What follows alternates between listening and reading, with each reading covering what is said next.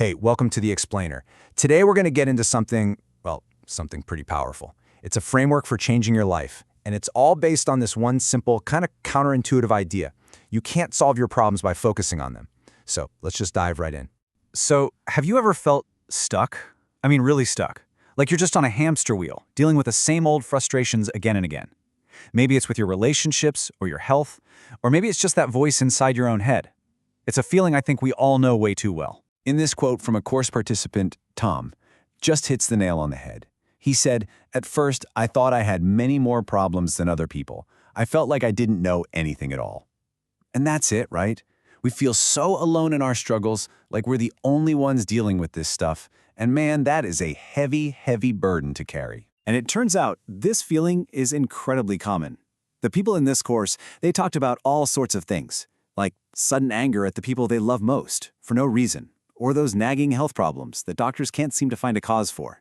It all boils down to that same big question we ask ourselves. Why does everyone else seem so happy and at ease? What am I doing wrong? Okay, so what's the way out? Well, the course introduces this really fascinating idea that completely reframes the whole problem. They call it the principle of light. And this is just such a powerful way to think about it. The idea is you can't get rid of darkness by fighting it. Focusing on our problems, the darkness, is like trying to scoop shadows out of a room with your hands. It's pointless, right? It's an endless, frustrating job. The only way to get rid of the darkness is to bring in the light. So you can see how this plays out. It's really two completely different mindsets. You've got fighting the darkness, which is all about obsessing over the problem. It's asking, why am I sick? Why am I angry? Then you have bringing in the light, which is all about focusing on the solution. Instead of asking why you're sick, you just declare, I am healthy. It's a huge shift, right? From picking apart the negative to just building up the positive.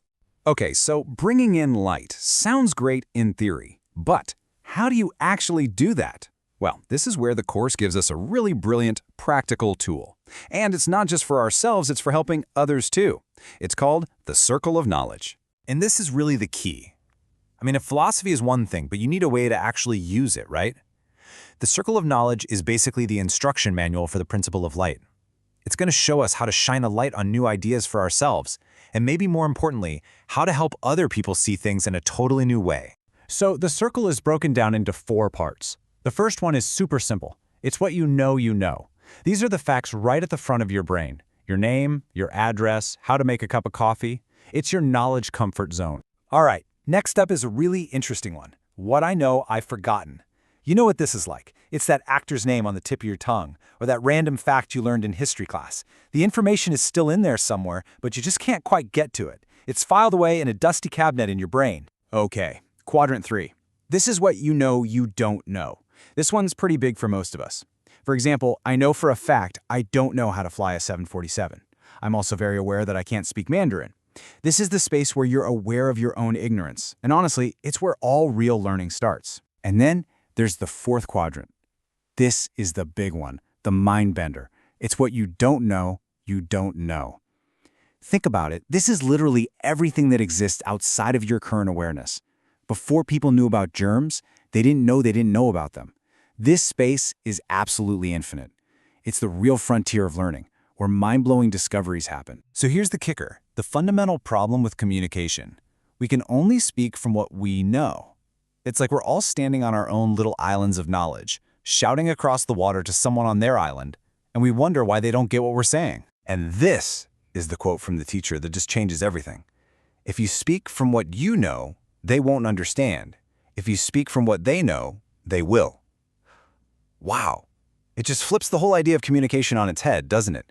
It's not about being a better talker. It's about being a better listener and starting from where they are. All right, let's make this real. We're going to look at an actual conversation from the class to see how this works. This is where all that theory becomes a super practical tool for helping someone else bring into light. So the scene is super simple. The teacher just turns to a student, Nâng, and asks him, what is health? Now, it sounds like a basic question, but it's not. The teacher isn't looking for a textbook answer. He's trying to find the edge of Neng's personal circle of knowledge. And Neng gives a totally normal, logical answer. He says health is being a person without illness. And that makes sense, right? That's what's in his no-no quadrant. For him, health is simply the absence of sickness. Now here's the magic. The The teacher doesn't say, "Nope, you're wrong." Instead, he asks a gentle question to poke at the edges of that definition. He brings up people who feel sick, but the doctors can't find anything wrong with them. See what he's doing? He's presenting a scenario that doesn't quite fit in Lung's box. It creates curiosity, not defensiveness. And then, once that door is open, he introduces a bigger idea, the full definition of health, that it's about physical, mental, and social well-being. He didn't tear down Lung's definition, he built on top of it. He basically took a piece of knowledge from Lung's don't know, I don't know pile and moved it right into his now I know pile. He literally just turned on a light. So this is the really cool part. How can you and I use this in our own lives? Because whether you're trying to talk to your kids, your team at work, or even just a friend you're arguing with, this framework is an absolute key. It really just boils down to these 4 simple steps. First, ask with real humility. You're not trying to win, you're trying to learn. Second, listen. Like really listen to figure out where they're coming from. Third, find their no. Acknowledge it, validate it, make them feel heard. And only after all that, you can gently expand from there, connecting a new idea to what they already believe. And you know what? This isn't just about communicating with other people. It's an incredible tool for yourself. You can turn it inward and ask, okay, what do I think I know about this problem I'm having? And what am I aware that I don't know? Just asking those questions opens you up to massive growth. You literally become your own teacher. So when you think about it, this whole framework changes everything. It turns a conversation from a battle to win into a journey of discovery. It's about building bridges, not walls. So the only question left is, now that you know how to ask, what are you going to learn? What new light are you going to bring into your world?